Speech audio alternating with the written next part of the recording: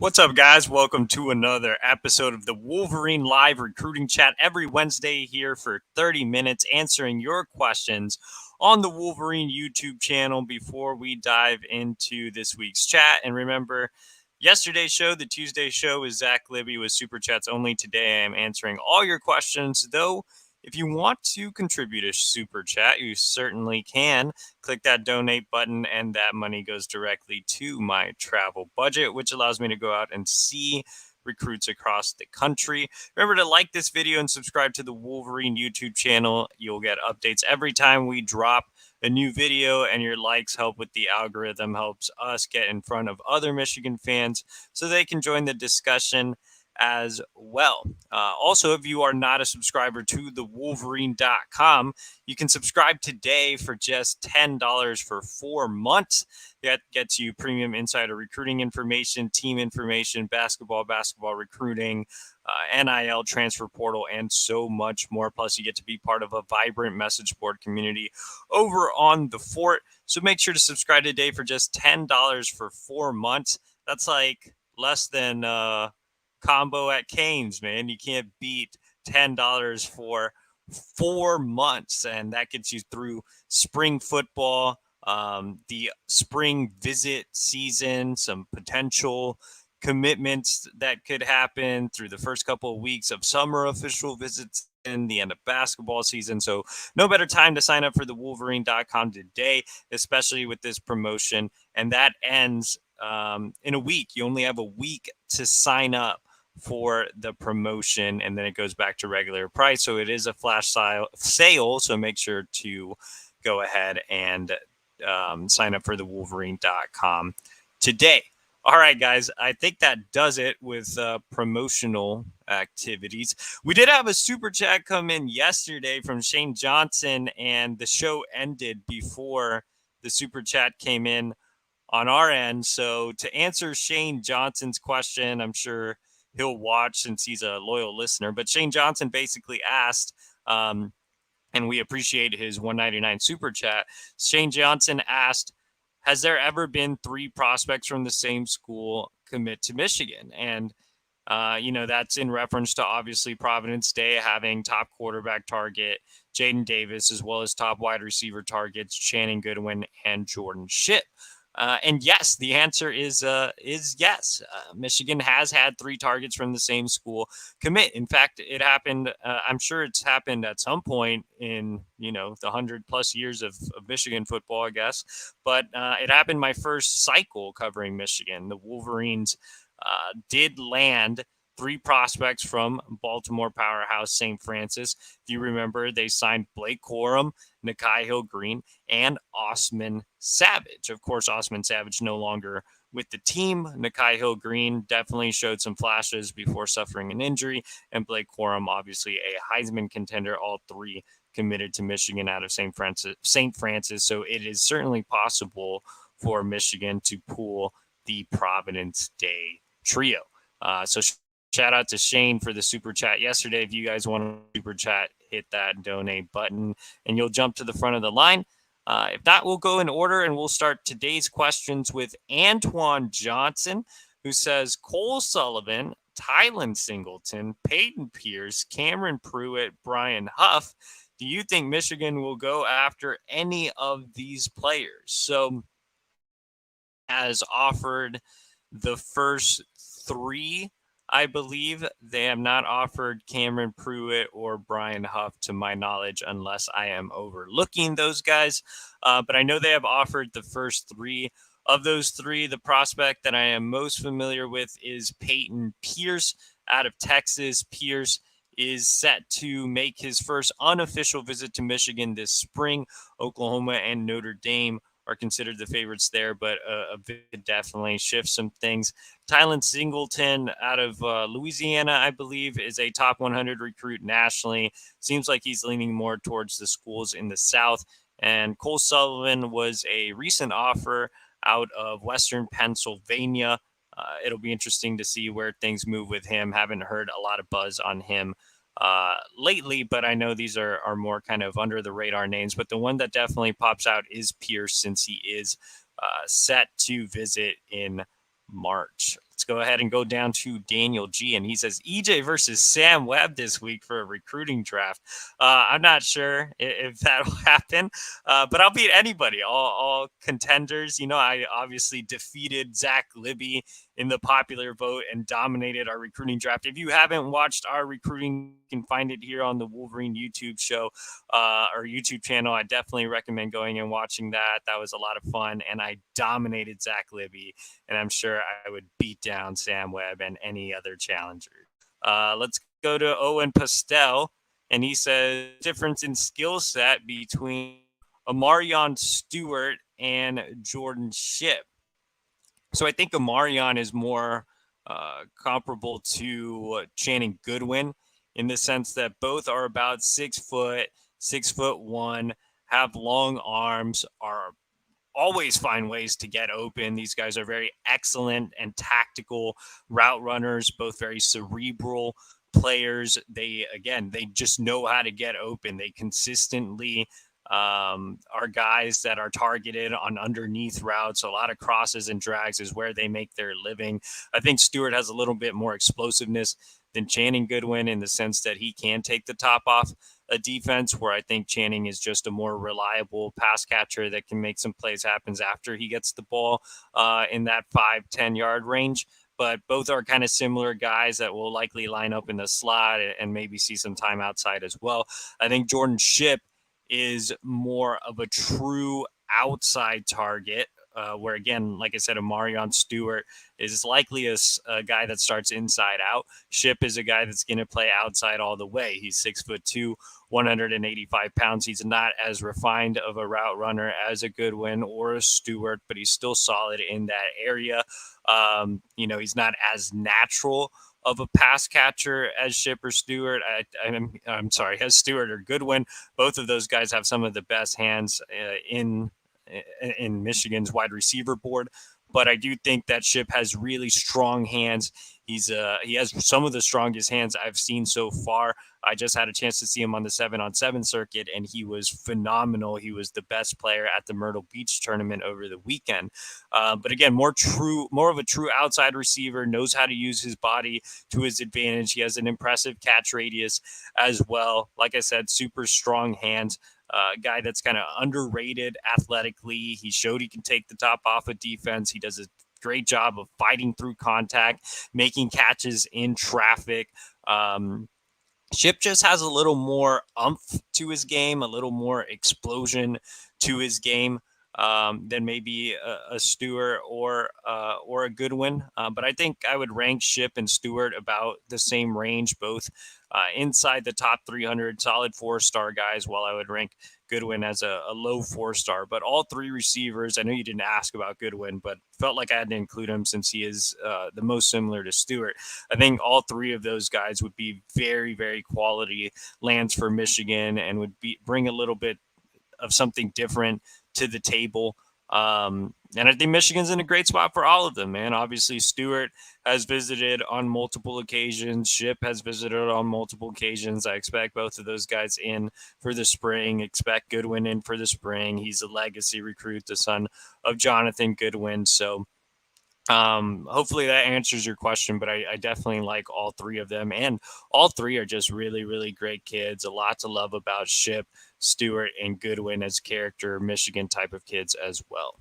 Where's Earl Culp on the board? That is a good question. That is one that I've been meaning to do a little bit more digging on. Earl Culp, obviously a cornerback out of Florida that has visited Michigan on multiple occasions. I think our producer is working on pulling up his profile right now. But again, Culp out of Florida has visited Michigan, I believe, 3 times already. He's a consensus 4-star. He is only a 3-star on On3. I did see Culp live, but he was a young underclassman, so I have not gotten an updated eval of him. I think right now the priorities at corner are obviously Bryce West and Aaron Scott. And then you kind of get into guys like Earl Culp, Ife Obadegwu, who I like a little more than Culp based on what I've seen. So I think he's probably in that second tier maybe. Like I said, I want to do some more digging on the cornerback board and see where guys exactly stand. There aren't as many targets on the corner board as I thought there would be, especially considering last cycle. Yes, Michigan landed their prize recruit in Jair Hill, but Cameron Calhoun obviously has some potential and is a guy that I thought could exceed his 3-star ranking, and you've seen him making some plays already in practice. But I still thought corner would be a little more of a priority for Michigan this cycle. You've definitely seen a lot of safety offers go out, especially after last year's, basically no true safety take in the last cycle. So Jay Harbaugh has definitely been very active, but I thought there would be more corners on the board. But overall, I think to answer your question, Culp is probably next in line, along with Ife Obadegwu and some others. Let's go ahead and go down to Nuber. Any updates on NIL? I'm desperate as a Michigan fan. I think we're all desperate for an update on NIL. Look, it's supposed to have happened already. It's supposed to be coming soon, but soon is not soon enough. So I'm going to finish my thoughts on NIL real quick. It looks like we do have a super chat. And like I said, you get to leap the line. So I want to stay true to my promise. And go to Francis Garcia, $5 super chat. Big shout out to Francis Garcia. There you go. Our producer Hutch getting that Ric Flair gif on point. He says, okay, be real. How much do you feel Jaden Davis is waiting on Michigan's NIL? If they all say it ain't important until it is, see Nicholas Harbor. Yeah, I do think that NIL could become more of a factor for Jaden Davis. I do think it could potentially be a factor for Jaden Davis's continuous pushback of a timeline. Remember, he was supposed to make a decision in December. That did not happen. He then talked about making a decision in January. That did not happen. His father got very upset that I said he could push his decision back into spring, but it looks like that may happen. So, yeah, I mean, obviously a lot of delays on the timeline, and that could simply be because Jaden isn't truly ready to make a decision. But NIL has obviously been something of note for top 100 recruits. Now, as Ohio State gets more involved, as Clemson continues to evaluate their options, as Tennessee gets more involved with Davis, then maybe you could see NIL become more of a factor, especially if other schools really pitch that. Now, to be fair, it looks like Clemson is still kind of iffy with what they're doing at quarterback. It looks like they could make Jake Merklinger the top target. Ohio State hasn't been all that great with NIL. It seems like their fan base complains pretty often as well. And then Tennessee just spilled out all that NIL on Nico last cycle. So I'm not sure how much NIL they have left in the money cannons, but I do think that Michigan having a base salary or any type of actual plan when it comes to NIL on the recruiting trail would certainly help in the recruitment of Davis. I mean, this guy's a top 100 quarterback, whether you think he's rated a little bit too high or not. I mean, he's still, in my opinion, he's easily a top 150 prospect. So either way, he's a highly touted prospect. I think that he's a guy like many other quarterbacks that are going to command some NIL attention at some point, whether it's now or later on in the cycle. We'll see. But yeah, I do think that NIL could become more of a factor for Jaden Davis. I do think a lack of a plan hurts Michigan, if we're being honest, and that might not be put out in the public sphere. But I do think that having a true base salary type of model or a true recruiting plan when it comes to NIL would definitely be beneficial for not just Davis, but all prospects that are in that top 100, top 150 range. I mean, these guys are definitely getting talked about when it comes to NIL. So, Michigan has to step up in that area. And that takes us back to Nuber's question is, are there any updates on NIL? There's been no updates. It's still the same thing. I mean, Michigan has been wanting that base salary model for a long time. Jim Harbaugh has pushed for that base salary model from my understanding, and it still has not happened. And a large reason Harbaugh has pushed for it is because he wants to take care of guys on the team as well. Remember, the base salary model isn't just beneficial for the recruiting trail because it gives you an upfront dollar amount that you can guarantee. If you're, let's say you're an offensive lineman at Michigan and you make 50K a year, you can sell that on the recruiting trail and say, hey, if you're an offensive lineman, you come to Michigan, you're guaranteed to make 200K if you stay for 4 years. So that's something concrete that you can sell on the trail that Michigan doesn't necessarily have right now. But on the flip side of the coin, it helps roster retention. Guys that maybe are thinking about hitting the portal take a second guess because they're making fine money at Michigan. And on top of that, you reward guys that are contributors that might not be the Blake Corums or the JJ McCarthy's of the world. You want to reward guys that are longtime contributors or rotational guys or upperclassmen. Jim Harbaugh has always been a player's coach, and he truly does care about his players. And I think that's arguably the bigger reason that he wants the base salary model put in place. Now, why it hasn't been put in place, that's a whole different discussion, and I can't give you a clear answer to that. I'm merely a recruiting guy, but I can tell you that it's not an innovative idea.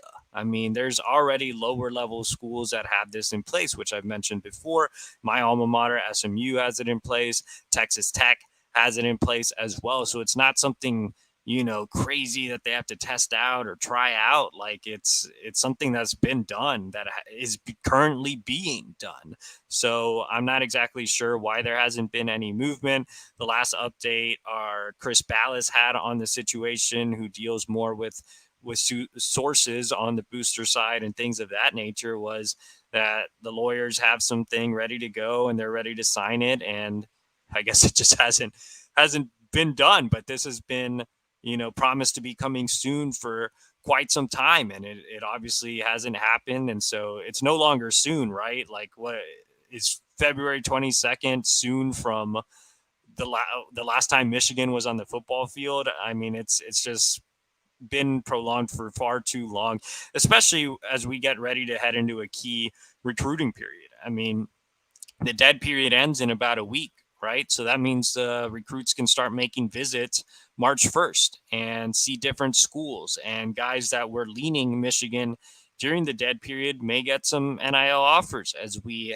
really heat up in the 2024 recruiting class. And that could change the course of recruitment, and Michigan's, stuck driving in the mud and not getting out of it because there is no NIL plan in place. And I do think that base salary model will help. I don't think it's going to be a thing that really draws maybe some of the guys from last year that just went after the biggest NIL deal, but I think you get the right type of culture kids. I think a good NIL base salary plan still gets you guys like Aaron Childs that fits the Michigan mold. That is a guy that's a high academic kid, a high character kid, a team captain as a junior. I think it helps with high level prospects that you want in your program. And if you miss on, some 5 stars that aren't character fits, that's fine, because Michigan has shown that it can develop and that it can establish a sustained culture.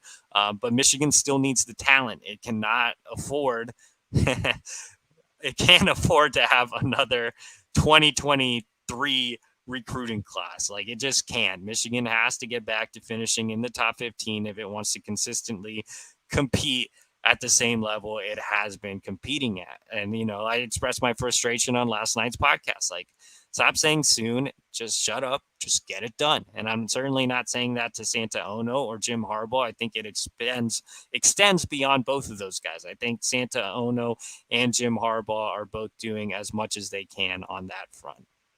Let's go ahead and not talk NIL and go to Jack Hells. And he says, if you had to make a prediction, do you think that Michigan lands Blake Frazier?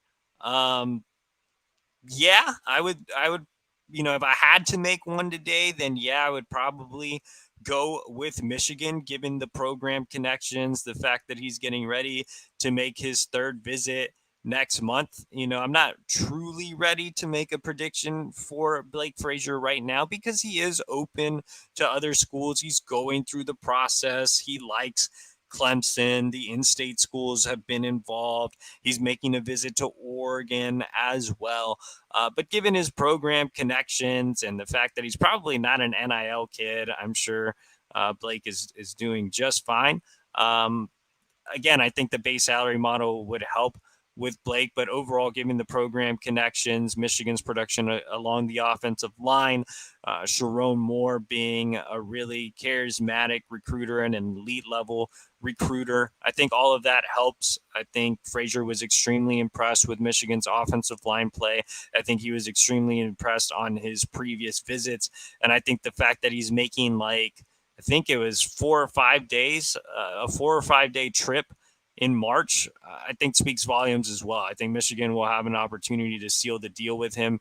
And Michigan hasn't been amazing, I guess, in the past of closing recruitments like this early, but I do think they can do it with Frazier, considering he's a legacy recruit and everything I just mentioned with Moore and the offensive line play. You also have another legacy recruit already on board in Jacob Oden, who I think will help. So, yeah, if I had to put in a prediction today, I would likely go with Michigan. And you see Michigan is leading by a large margin on the On3 recruiting prediction machine with a 93.3% chance of landing Frazier. Let's go to Scott Knapp, and he says, what Ohio kid will commit next? I think there are a couple of different options to look at. Let's go ahead and start off with Brian Robinson on 300 Edge out of the Youngstown area. Robinson has been to campus on multiple occasions, including for another unofficial visit last month. He has long been considered a Michigan lean. I already have a prediction in for Michigan. I think it would be surprising if Michigan does not land Brian Robinson. He has a great relationship with basically the entire staff. Steve Klingscale, Michigan's co-defensive coordinator and area recruiter in Ohio, is very, very close with Robinson's father as well. You see him here. He's ranked as the number 120 overall prospect on the On3 consensus. He is a top 250 player everywhere and a top 50 player nationally on ESPN. How about that rating for Brian Robinson? But yeah, I mean, I think Robinson is definitely a candidate. I think the other candidate this cycle would be Ben Roebuck, 3-star offensive lineman out of St. Edward. Roebuck has also been to campus on multiple occasions, including last month. The Wolverines are trending in this recruitment. I recently logged a prediction for Roebuck following my co-pilot, Zach Libby. He is a 3-star on the consensus, a 4-star on Rivals, though. A lot to like about Ben Roebuck's size and potential. I mean, this dude is massive, 6'7", 340 pounds. I had a chance to see him at the Under Armour camp in Ohio last year and thought he had some really impressive reps, and it's easy to become enamored with his size. I also had a chance to see Brian Robinson last year at the Ray Lewis camp. I think both of those guys would be great additions and would kind of keep that momentum going in the state of Ohio. And I know guys like Luke Hamilton and Ted Hammond, who are already committed to Michigan, have been working on both. And of course, Michigan continuing to work hard on 300, or I'm sorry, top 100 running back Jordan Marshall out of Cincinnati, but I think he'll decide a little later than both of these guys. Let's go out. Well, man, look at Mikey Walford trying to get me to do an entire show on his question. Our producer Hutch throws his hands in the air.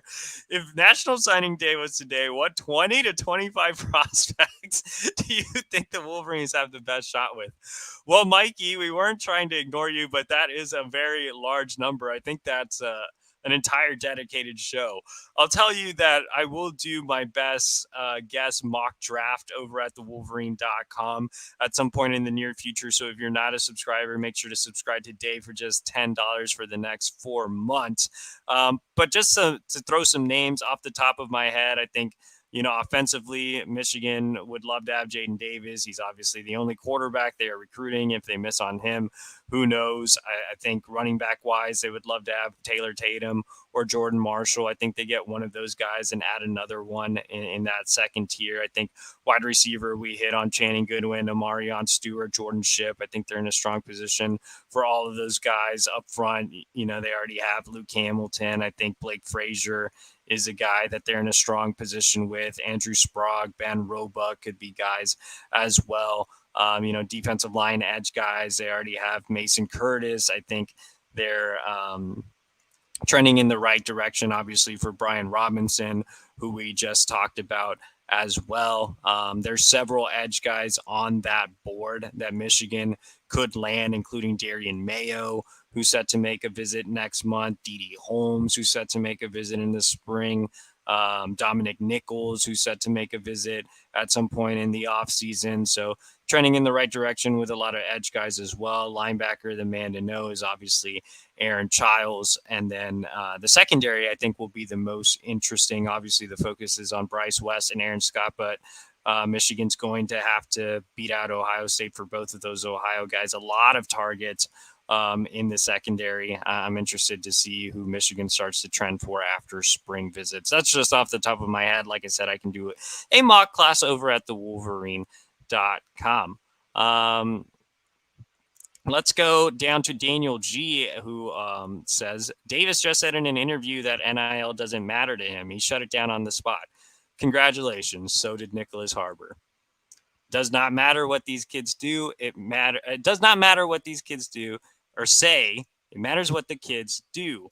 He's delaying his timeline. I don't really, care all that much what Jaden Davis says. I mean, it's always great to hear from him, but they're not going to tell you everything in interviews. It's like, we're not going to, or we're going to commit at this time or not commit at this time, or NIL isn't a factor or whatever. That's what reporting is for. You have to look beyond just what someone tells you on the surface, because they're not going to always be completely honest. I'm not calling Jaden Davis a liar. Maybe NIL isn't a factor. I'm just saying that we'll see. Nicholas Harbor told me the same thing at this time last year, and it obviously did not work out that way. So a lot of things can change when it comes to recruiting. So again, to make it 100% clear, I'm not calling Jaden Davis a liar. Maybe it's not really a factor right now. Just like I believe Nicholas Harbor was telling me the truth when it wasn't really a factor for him last February. But things change drastically in recruiting in today's world of NIL. Let's go down to, let's see, we had a few other questions. KS says, do you think Brian Robinson ends up in the class? Like I said, I think it would be surprising if he doesn't end up in the class. Michigan in the lead there. What's going on with Americ Kumba? I believe that I'm sorry, just completely had a brain fart there. I do know that Americ Kumba is now expected to enroll in May. He had some type of class he had to finish up at his school or something, but he will be on the roster in May. Let's go down to Kenma, and he says, I saw on the On3 RPM that Florida has made a move for Aaron Childs. Are they a big threat? Florida is a school he likes. I believe he wants to visit Florida and Florida State along with Ohio State. The RPM on On3 is a little weird. It really gears that prediction towards visit. So anytime someone sets a visit, that On3 RPM really changes significantly. So I think they're still working on the algorithm for that. But yes, I would say Florida's a contender. Florida State's a contender. Ohio State's a contender. Notre Dame is another school he's expressed interest in the past. Penn State is a contender as well. So they're definitely there's definitely a group of contenders for Aaron Childs. He's, obviously one of the best linebackers in the country, a top 100 recruit on 2 of the 4 services, and a top 175 recruit across the board. I think he's a 5-star level recruit in the same mold as Junior Colson. So there's going to be other schools that are going to make moves and become bigger threats. But, I still feel like Michigan leads right now. And, Aaron has said as much. So with him coming back for another visit next month, I think Michigan is still in a good spot. If Jesse Minter leaves for the NFL, I think that could potentially change things. So we'll see how that all plays out. As you guys should know, Jesse Minter interviewed with the Philadelphia Eagles, so that's definitely a situation we are monitoring. All right, guys, we've hit the 30-minute mark, so let's go ahead and do rapid fire for the next few questions. How did kid from Texas went to school there end up covering Michigan? So yes, I am from Texas. I did not go to UT, but I did go to SMU. I spent my entire life in Texas. I never got on a plane until I was 21 years old. So I wanted to see the country and do something different. I always wanted to head up north. Michigan was always one of the schools I wanted to cover. I actually almost left the Texas beat really early in my career for Land of 10 when that was a thing. So I always wanted to cover Michigan. Michigan and USC were the two schools that I wanted to cover, and of course ended up at Michigan. So I am very happy with that. Let's go ahead and go down to Jesse Minter. Is the Jesse Minter news going to hurt recruiting? Like I said, we'll see how it plays out. If Minter's talks with the NFL get more serious, that will have a significant impact on recruiting, but let's let it play out for now. Let's go ahead and go down to Newber. What positions are most important to land for Michigan in the 2024 recruiting cycle? I wouldn't even call it a position. I'd just say Aaron Childs because Michigan hasn't landed a Junior Colson type of linebacker since Junior Colson. They need that guy in the middle to have a successful defense in Jesse Minter's scheme. Aaron Childs fits the bill all the way. He's great in pass coverage. He runs sideline to sideline, and he's physical in the middle. And, of course, quarterback, whether it's Jaden Davis or another highly touted quarterback recruit. I mean, Michigan's taking project guys in back-to-back recruiting cycles, so they absolutely have to land a quarterback. And then safety, like I said, I'm interested to see who emerges on that Jay Harbaugh board because they did not take a safety last year. Let's go ahead and go down to Owen Pastel, Man on the Moon or Graduation. That's a good question. Graduation is my favorite Kanye album. Man on the Moon is obviously my favorite Kid Cudi album, and that's more meaningful for me, so I will go with Man on the Moon. Let's go ahead and go down to Jimmy Whitner. If you had to predict our running back class right now, who would you put in the fold? I think Michigan absolutely, and this goes back to the other question too. I mean, Michigan has to land an elite level running back, whether that's Taylor Tatum or Jordan Marshall. They have to land one, so I will say that Mike Hart gets the job done, starts getting praises from me. I'm tired of writing bad things about Mike Hart. I'm rooting for Mike Hart to land one of these guys. I hope he gets it done.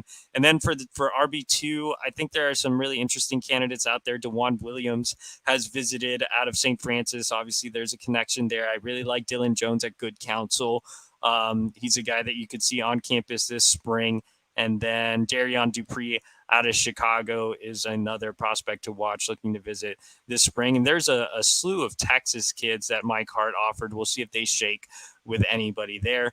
Thomas Doe, is Jaden Davis going to commit to Michigan? No man knows the future, so who knows?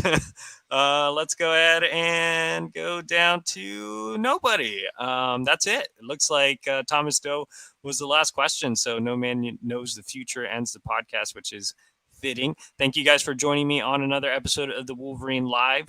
We will do this again next week. As always, like this video, subscribe to the Wolverine. It is completely free to subscribe to our YouTube channel. You guys get updates every time a new video releases. And if you like this video, it helps with the algorithm, helps get us in front of other Michigan fans. And Shane Johnson, again, coming in with a late super chat. Shane, if you missed it, I answered your super chat from yesterday. There we go. I answered our your super chat from yesterday that came in at the top of this show. But we'll go ahead and get to your question here. So shout out to Shane for the super chat. And he says, would Jaden Davis and Goodwin guarantee triplets with Jordan Shipp? I think that it would obviously help. I mean, Goodwin and Shipp are extremely close friends. Jaden Davis, obviously Ship has enjoyed catching passes from him over the last year, so I definitely think that helps as well. But regardless, let's say Jaden Davis ends up somewhere else, and let's say Channing Goodwin's like, I don't want to play at my dad's university and I want to go somewhere else. I still think Michigan's a legitimate player for Jordan Ship. I really think for Ship, it's coming down to, hey, do I want to leave my home state? I think the biggest threats right now for Ship are actually NC State and North Carolina. If Ship says, yeah, I'm fine with leaving my home state, then I think it'll be Michigan. If not, obviously, I think it'll be one of those two. So I think Goodwin and Davis would definitely help with Ship, but I think Ship's also going to make his own decision. All right, guys. Like I said, thanks again. I think I gave the promotion for the YouTube stuff. If you're not a subscriber to the Wolverine.com, subscribe today for $10 for 4 months. If you are not following me on Twitter, you can follow me at EJ Holland on 3. All right. Buenas noches. See you guys next week.